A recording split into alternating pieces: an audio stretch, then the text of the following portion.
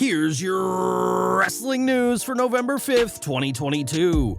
And we're kicking off today with Smackdown, as the show saw Liv Morgan in action, and her new extreme persona may be the best we've ever seen of the former Smackdown Women's Champion. Losing the title to Ronda Rousey has led to an unhinged, more violent Liv, who showed just how tough she can be during SmackDown's opening no disqualification match with Sonya Deville. Deville, a former MMA fighter in her own right, was no slouch in the match either, but Morgan undoubtedly stole the show with her win. Fans were worried that Morgan's time in the spotlight would end after losing the title, but not only is that not the case, but Liv no longer being the champion has proved to be a blessing in disguise. If anything, Liv's character change is a sign that she will get an even bigger push in 2023, and this time won't need any championship gold to stay on TV. Yesterday, WWE held their Crown Jewel press conference, which featured some of the biggest stars in the company, as well as appearances by Triple H and Stephanie McMahon. There were a lot of stars for the Saudi fans to root for, but perhaps the person they were most excited to see didn't appear. During the event, fans made it clear they wanted to see Sami Zayn, but the honorary Uce did not appear alongside the rest of the bloodline. Thinking on his feet, Reigns responded to the "We Want Sami" chant, saying the crowd in attendance didn't deserve to see the former Intercontinental Champion. As you may know, Zayn is of Syrian descent, and given the tensions between Syria and Saudi Arabia, Zayn is kept off all Saudi shows, which has led his real-life friend Kevin Owens to refuse appearing at Saudi shows in solidarity. Fans may have wanted to see Zayn, but that was never going to happen at the press conference, but the crowd were still feeling plenty Ucy at the show. Now back in April, Stone Cold Steve Austin had his first match in 13 years, defeating Kevin Owens at WrestleMania 38 in his home state of Texas. After the match, it was said that Austin was thrilled with the match and had no plans on wrestling again, but there may be one last can of whoop-ass waiting to be opened. When WrestleVote spoke to Give Me Sport, they noted how Austin is reportedly open to doing another match, but it would of course have to be under the right circumstances. It's said that Austin would listen to any proposal for a WrestleMania match, but nobody except the Rattlesnake knows what his response would be. Despite fears over Austin's health and conditioning, the match with Owens was a runaway success, and we're sure that WWE would be thrilled to have him on the card one last time. Austin cemented his legacy as one of the greatest of all time decades ago, but with WrestleMania season approaching, it may be time for him to lace up his boots one final time. Over to AEW now, as since All Out, there has been a ton of talk about what exactly happened backstage between CM Punk and the Elite. Since that fateful September night, the AEW roster has been silent on the matter, but now that the investigation is over, Matt Hardy has given his 2 cents. Speaking on his Extreme Life podcast, Hardy spoke about the impending return of the Elite, who have been teased on the past 2 weeks of AEW Dynamite. "I'm very happy they're back. I'll say this right here and right now, those guys didn't do anything wrong in the situation. If anything, they were the victims. I'm telling you that from a first-person perspective. I was there. I witnessed it all." On Twitter, Matt later clarified his comments, saying that when he said he witnessed it all, he meant he saw the investigation take place over many months, but was not literally present at the fight itself. It's still unclear as to when exactly the Elite will be back on TV, though it's believed they'll feud with Death Triangle, who currently hold the AEW Trios titles. As for CM Punk, his time with AEW is seemingly coming to an end, but if Hardy is to be believed, firing someone who attacked people who didn't do anything wrong is no great loss. Fans will soon get to see the Elite back on AEW programming, but one name we haven't seen in the ring in some time is Ricky Starks. It's been over a month since Starks last competed on AEW Dynamite, leading some to speculate that he's hurt, but that isn't the case.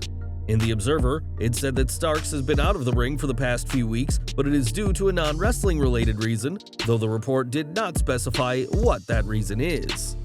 On last night's Rampage, Starks did appear but did not wrestle, instead declaring himself for the upcoming AEW World Title Eliminator Tournament.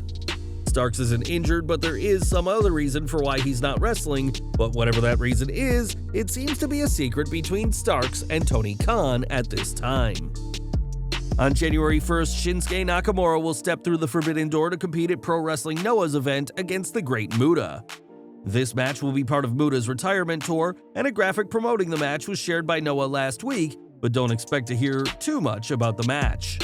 In The Observer, Meltzer writes that there have been restrictions made to the match, and that outside of that graphic in a promo video, Pro Wrestling Noah can make no reference to WWE.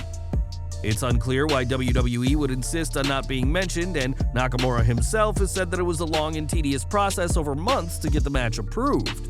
Nakamura has faced Kejimoto twice in his career, but this will be the first time he faces the Great Muta persona. But don't expect to hear too much about the match, especially from WWE. On this week's show, R-Truth faced off against Grayson Waller, but the match did not go as planned.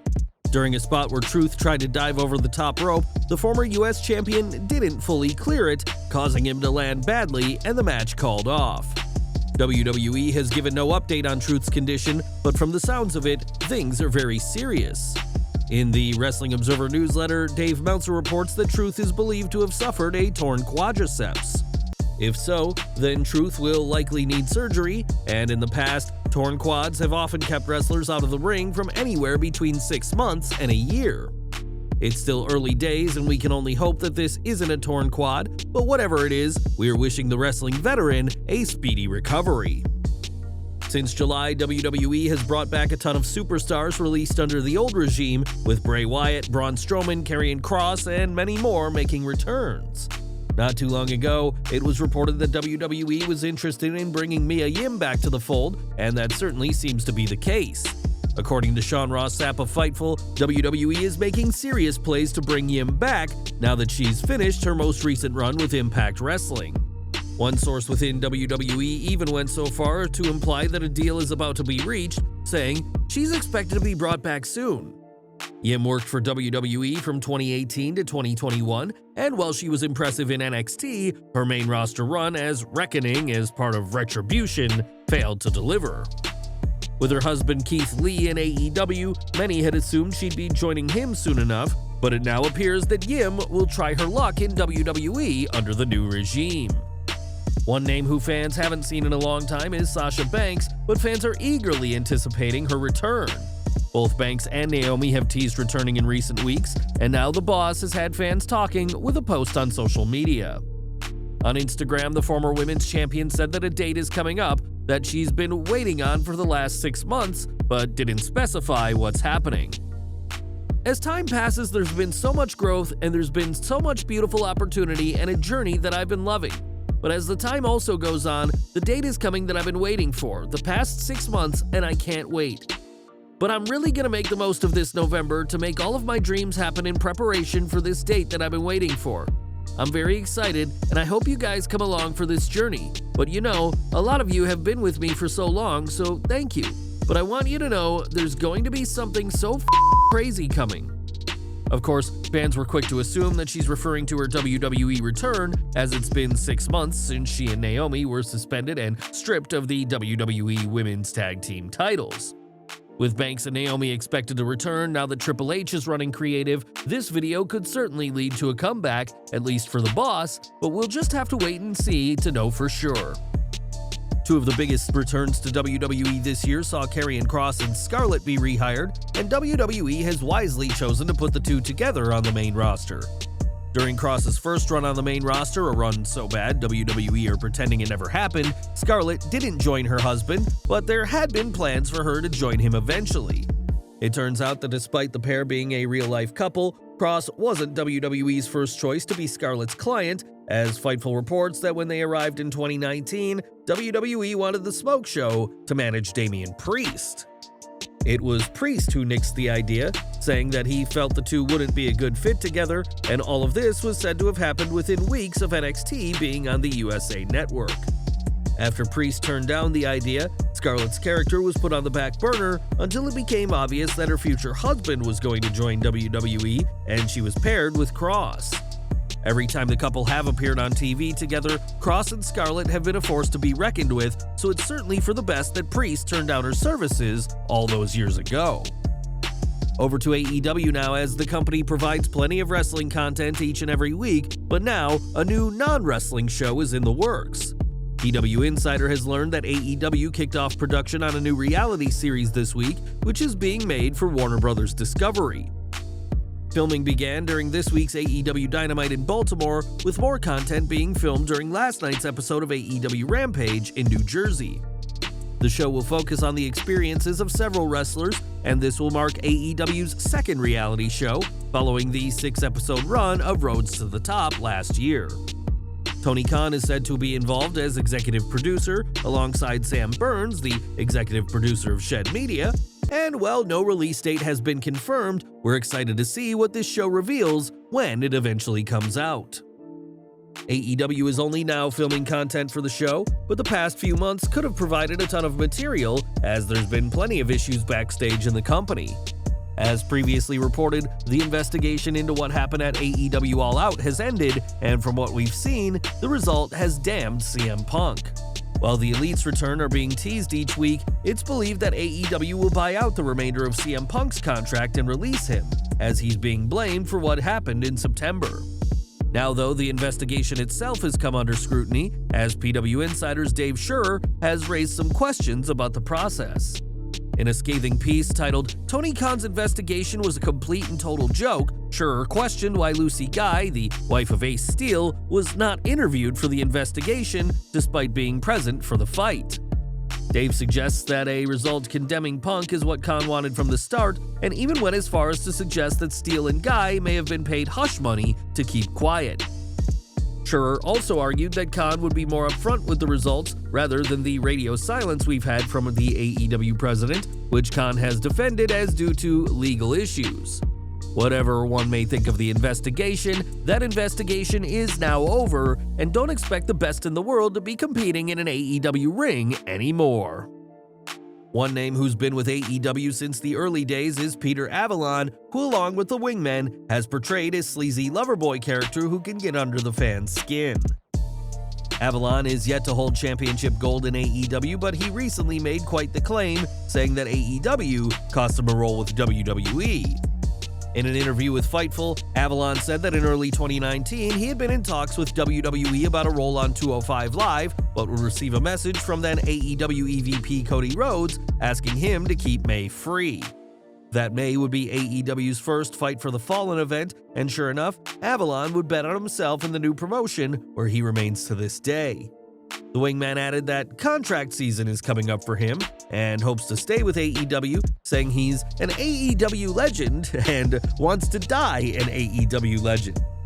Avalon's involvement with the company has gradually diminished as he now mostly fights on Dark and Dark Elevation, but we wonder how things would have been had he taken the chance to work with WWE. Now, during last week's Smackdown, fans got their first glimpse of the Uncle Howdy character as he taunted Bray Wyatt from the Titantron. The only thing WWE have told fans about the character is his name, but we know a bit more about this mysterious individual. The Wrestling Observer newsletter reports that the Uncle Howdy name is derived from Captain Howdy, a character from the 1982 movie Hysterical. In the film, the character is played by the imposing Richard Kiel, who movie fans will know best for his roles as Jaws in the James Bond classic The Spy Who Loved Me. Expect big things for the future of Bray and his darker character.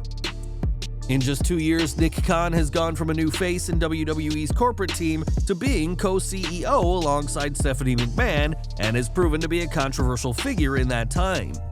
Khan has said that he'll willingly take the blame from fans over mass releases due to budget cuts at a time of record profits, but fans will have to get used to him being around. It's been confirmed that Khan has signed a new deal with WWE that'll keep him around until August 2025, and he's set to make a cool $1.35 million per year. Khan will also receive $3.75 million in stock per year, on top of the $15 million he received when signing with WWE, and expect the co-CEO to stick around for many years to come. And we're ending today with more from AEW, as CM Punk is likely going to be released from the company soon, but not before the company can make some money off of his likeness. This week, Shop AEW released a range of limited edition holiday ornaments, and one of them includes none other than the former AEW World's Champion. In all likelihood, these limited to 200 ornaments were made long before what happened at All Out, and it does show that for the time being, AEW is still able to produce merchandise featuring Punk's name and likeness. When Punk arrived in AEW, his merchandise was breaking records regularly with Pro Wrestling Tees, And with his departure expected soon, these holiday ornaments will likely be a collector's item for the most diehard of Punk fans. Well guys, that's our news for today. Please share your comments below.